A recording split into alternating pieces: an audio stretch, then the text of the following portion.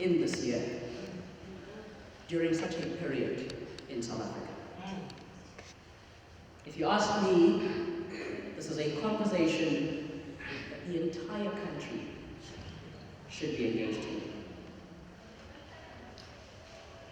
In my craft, I work with words, and so allow me to sum it up and speak to you on unity in diversity. As soon as I was asked to speak on this, I thought about our national coat of arms as South Africans. Now, coat of arms, to those of you that don't know, and I know there's nobody that does not know, is the highest visual symbol of the country. And it has the country's motto: I shall not embarrass us and ask if anybody here knows it, but I trust you do. Our country motto is Ike Kara Ike. It is written in a poison language of the Kam people. It was adopted on Freedom Day in the year 2000. It replaced the previous coat of arms that had been in place in this country since 1910. Now, Ike Kara Ike simply means diverse people unite. Ike Kara Ike loosely translates to diverse people unite. I'm sure you can already see where I'm going. You're going to interact with me. So I suggest we get comfortable. Make whatever notes that you feel you need to make. I'm going to ask that this becomes interactive. I'm going to leave you with more questions than answers because I'm no expert at this subject. And so I'm going to share my thoughts. Feel free to challenge them. Feel free to comment as you please. We're a church in conversation. You are young people, you are agents of change. The true cornerstone of transformation. If we don't engage at this level, we're going into perilous waters as a church. Sure. Yes, Roman. So what is unity in diversity? What does it mean? Here are a few what I call pedestrian definitions of what this concept stands for. I threw it out 2 years ago to a few of my people and I asked, what do you make of unity and diversity? 3 of them came back to me.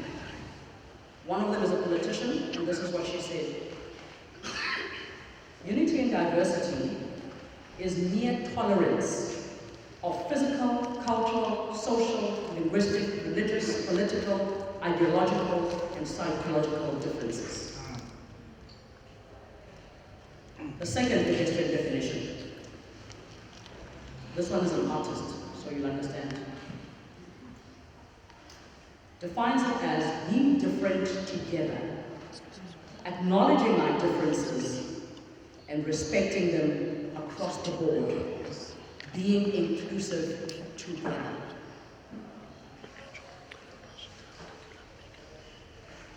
The third one was a poet, broke down the word diversity.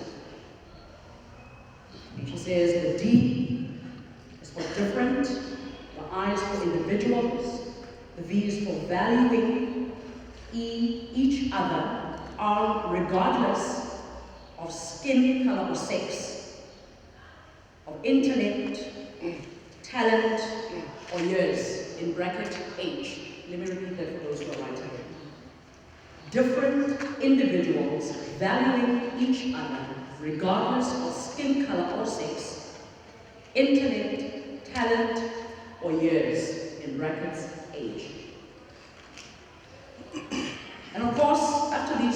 submitted their, what I call pedestrian definitions. I had to add my own. And lazily, I defined unity and diversity as the art of thinking independently, together, getting along harmoniously. Are we together? Yes, ma'am. We seem to easily grasp the concept of unity. Am I correct? It's the diversity that we grapple with. Correct? So I'm going to spend a little more time on the diversity than I am on the unity. Are we comfortable? Yes. Are we comfortable? Yes. Diversity has been an, if you like, an evolving concept. Its meaning morphs. The term itself is both specific, focused on an individual, and contextual, defined through societal constructs. Many current writers define diversity as, and do write this down for those of you that are writing, any significant difference that distinguishes one individual from another. Any significant difference that distinguishes one individual from another. A description that encompasses a broad range of overt and hidden qualities, of course. Now, researchers the world over have organized diversity into a couple of categories, if you like, or focus areas. And I particularly like the model that is used by a researcher that I refer to from time to time, Roosevelt Thomas Jr. And he says, here are the diversity characteristic 4 areas. 1, personality. This speaks to traits, skills, as I call them, power, and abilities. Second area, internal characteristics.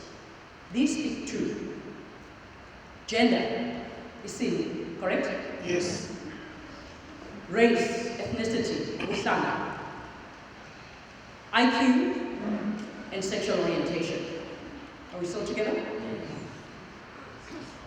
The third area speaks to external characteristics. These are culture,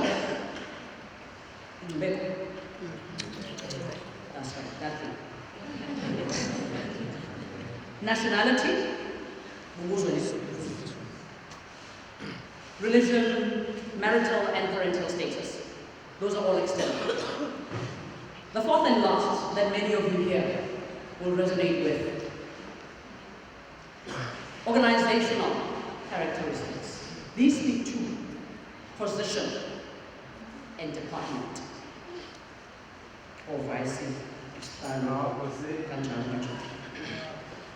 Now, from this breakdown alone, we can already summarize that diversity is not a simple beast to comprehend.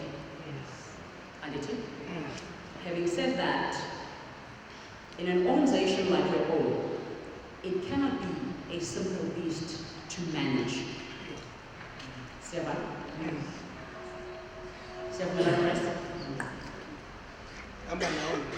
Right.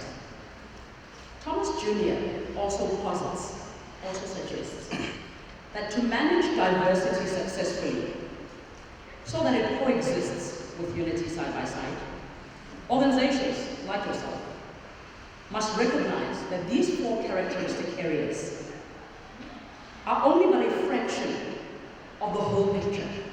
Aditi, as leaders and followers alike, and bound by a common cause, of course, you need to constantly expand on this definition, because it's not static, it evolves. So it is incumbent upon you to constantly interrogate and expand on it, so that it makes sense to yourselves and your context. This will allow, advice, for inclusivity and enable members to connect and fortify relationships. Why is this important? to enable them, the whole organization, to deal with volatile issues as they arise, so that you don't become a crisis mode organization where things happen and you have to act like a fire engine. If you're in constant conversation and you include people from the get-go, then you are more ready and more able to deal with volatile issues and circumstances as they arise. You don't become an emergency organization where you're forever sitting in disciplinary hearings, where you're forever sitting in meetings about meetings and meetings about decisions and meetings about people. Allow me to also say, pay particular attention as leaders to members and people who differ from the dominant culture. Because therein lies the seed of discomfort, of disagreements, and of conflict. I see a lot of people nodding when I say conflict. Let me readily add that it's not a bad thing to be in disagreement. Not at all. It's actually healthy to be in disagreement because it shows that you're independent minds. To think together doesn't mean you have to think alike. That you're pursuing a common cause or a common goal does not mean we're yes men and yes women. It is healthy, it is necessary to differ. It was Barack Obama in his inaugural speech, who said, "I will listen to you, the people of the United States of America, and I will listen to you especially when we disagree." Close quote. Disagreements, whether we like it or not, are part and parcel of growth in any structure. Likewise, conflict. As a matter of fact, I go as far as arguing that conflict is a necessary evil. Sometimes conflict is necessary to effect change and to catapult growth. In situations where people have become comfortable, in organizations, and refuse to move.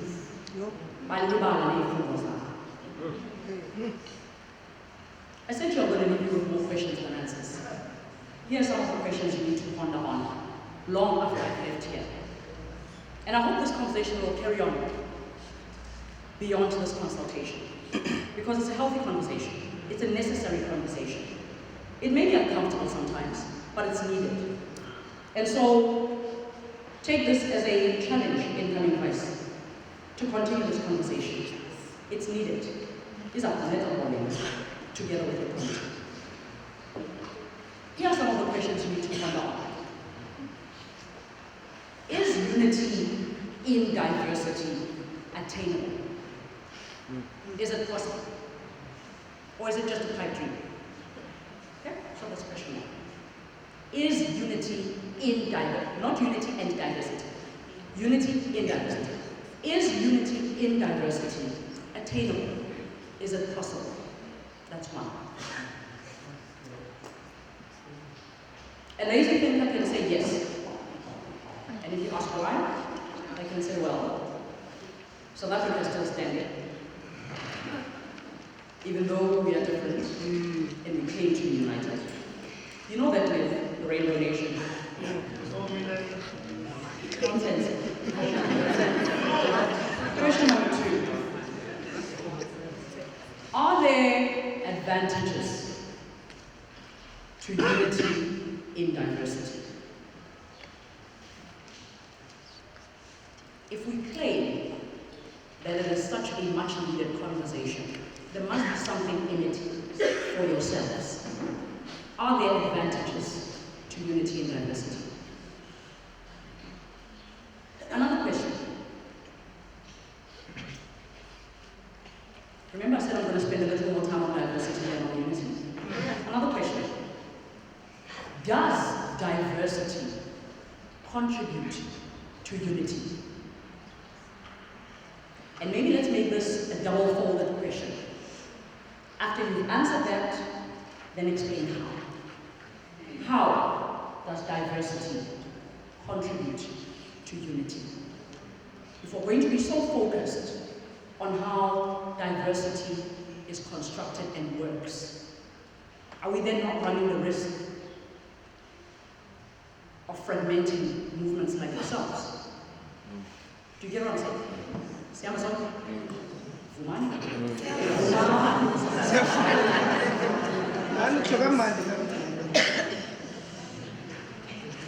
These are just a few questions that you need to engage on as an organization. And of course, I'm not here to provide answers. But for your own sake, and for the sake of growth of the movement and of an individual, ask these questions. Have these uncomfortable conversations. We all know that unity is a common goal or purpose. Now, you can have, it is possible. Let me put my head on the block and say it is possible to have diverse individuals working towards that common goal and not killing each other. As it is in your case, being members of a unit within a faith-based organization called the church. There's something throughout these entire conversations that you need to keep at the back of your mind. Write this in capital letters for those who are writing. Tolerance. Yes. What's tolerance? Tolerance is a huge cornerstone. In most organizations, but especially in church, a huge cornerstone underpinning this concept that seems to be big words, but can be simplified, called unity and diversity. If you forget everything that I've said here today, remember that. Tolerance. Think of the military. Ne? The military, soldiers. Thank you for the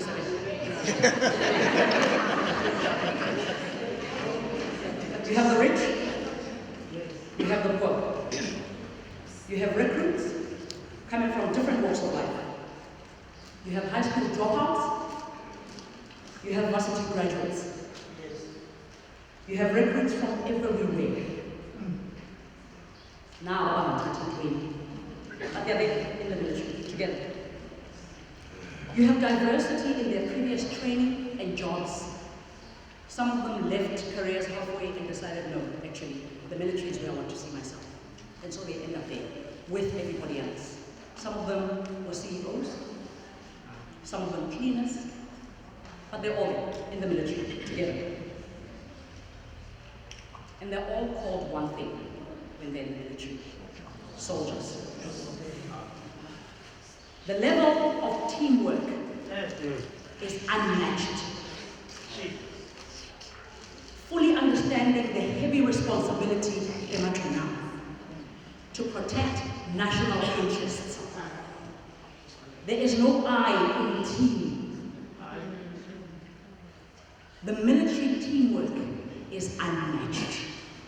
They are united in their diversity. One name, one uniform, one mandate. Tolerance is what keeps them from killing each other, but remembering to fight a common enemy. What's the time?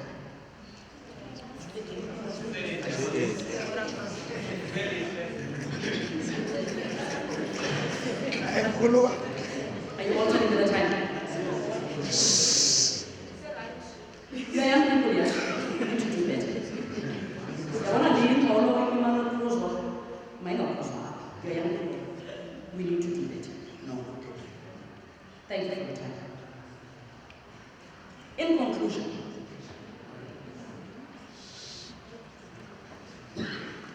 love and this unit.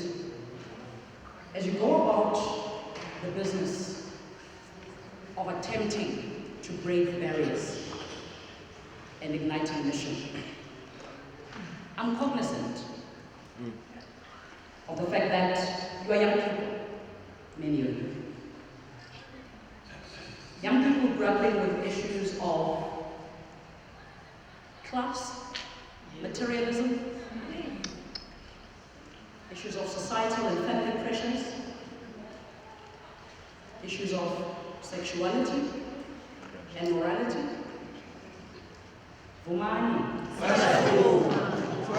Financial struggles,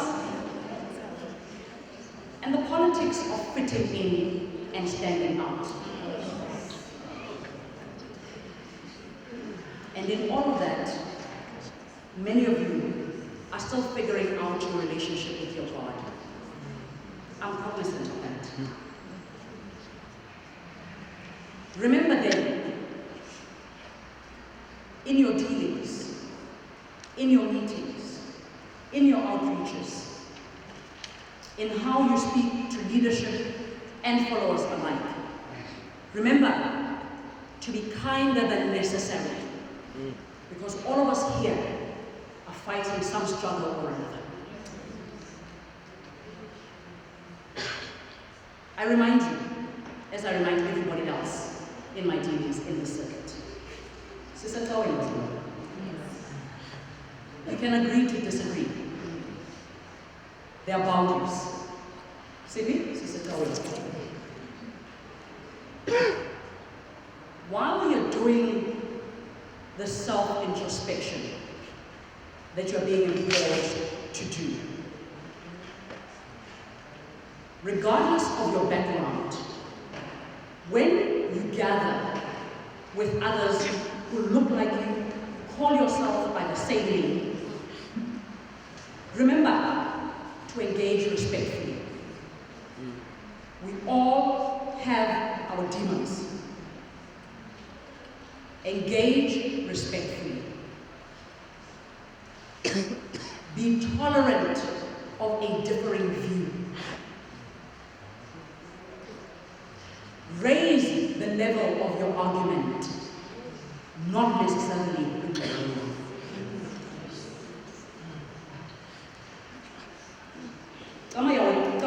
Is struggling with a couple of things, and this is why it's a conversation. And thank goodness we're a church in conversation. There are things that hold us back, and these things are here. And these things are here. We've mentioned a couple of them. Mushtan, petty politics, Islam, there's no matter why, envelopes. That's why I'm always saying they're struggling. And I say struggling because it's a real struggle. They're struggling with these things, and they hold us back. Before you know it, it's going to be 15 years after 2017. You will still be calling speakers to address the same issue that I'm addressing. Because we listen to sermon after sermon, we go to workshop after workshop, we refuse to change because we refuse to change the self. Siyashunya yeso, ame apula abile, yet we refuse to change because we refuse to change. Tiakopa. Angela Shumayes, we are talking. I get it. We need to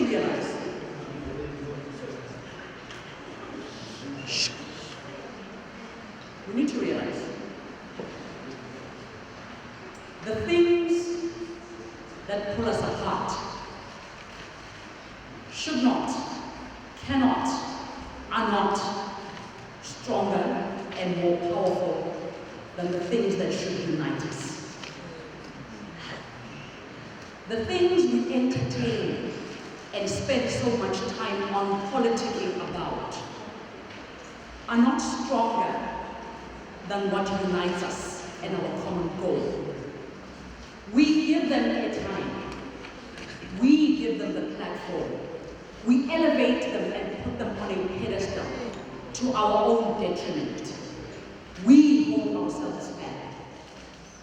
Instead of being united in our diversity, we are fragmented by it. I did not ask to be born the way I am. nor did you. You did not ask to be born into the family you're born in, nor did I. Yet meeting after meeting, general after general, we worry about how she thinks she's rich and how he is worried because of how many people he slept with, and such things. It is true, and you know it, LP. You refuse to follow directives from leaders because you know their exes. And so you know that your sister got married to that guy, but actually that guy broke that other sister's heart. Petty politics. And they hold you back, they hold us back. And you are the church. Are we clear? Yes. None of these things I'm saying are new. None. None of them. And it is.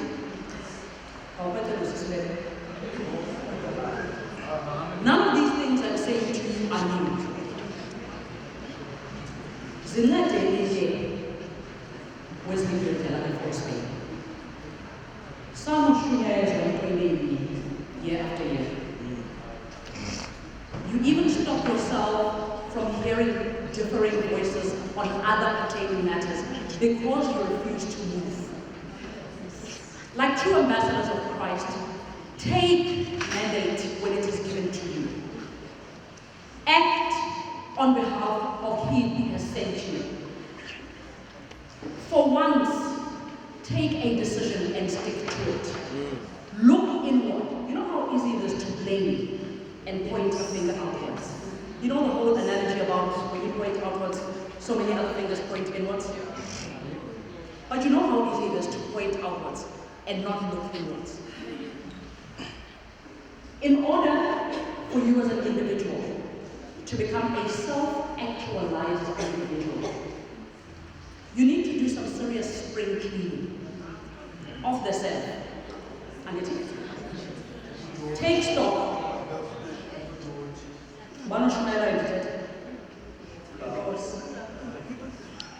Take some stock. Okay.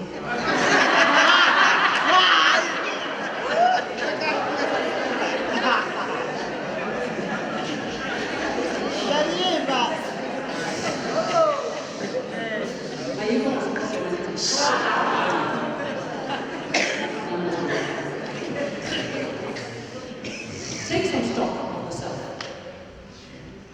Do what the English lexicon calls inventory. Take stock. What is it in you? What is it? What makes you? What have you allowed to take residence in you without paying rent? What is useful and what is useless in you? Then you can answer the question easier of what do you bring to the table. Certain discussions had you failed. Certain items on the agenda for general never have conclusion. You find an item hanging for 2 years, being carried over from general to general. And then of course we give it other names, any other business. And then find ways of phrasing it differently. Meantime, it's one issue. It gets even better or worse, depending on how you look at it. When this issue that keeps on popping up under different names on the agenda has to do with an individual. Sometimes, most times, you, someone, become a stumbling block.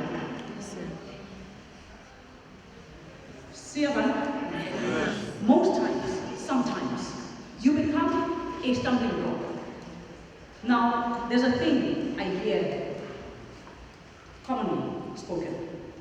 Apitoe. Bayanas. Zaini is general. Now, take a big and meantime, you're a problem. You're a stumbling block to the organization. You are stunting your own growth. Now, when we talk of unity and diversity, I'm not saying shut that voice down. I'm saying look within yourself before you come and make presence at a meeting. Look at the value of what you bring. Look at how it is going to not just grow, but make better the organization. Because I agree, we know how we become leaders in this organization. I agree you vote. I guess? Yes. Or is there any other way it's done here? No. Right. Some of these leaders have never led anything before. Yes. Let me repeat. For those who don't. Some of the leaders you elect to be office bearers, not to occupy position, to be office bearers. Some of these leaders have never led anything before. And while it is admirable for a person to say,